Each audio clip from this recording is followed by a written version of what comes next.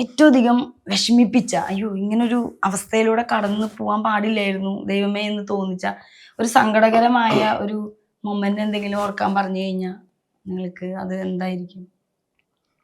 Connect ചെയ്തെടുക്കാനായിട്ട് പറ്റുമോ? എൻ്റെ ഓർമ്മയില് ആശയുടെ അനിയൻ മരിച്ചുപോയി.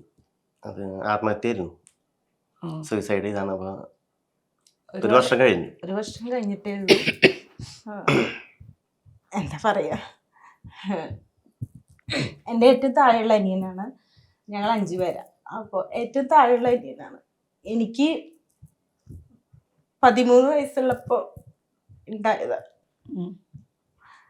ഞങ്ങളുടെ കല്യാണം കഴിയുമ്പോഴൊക്കെ ചെറുതാര 3ാം ക്ലാസ്സിലേക്ക് പഠിക്കണല്ലോ.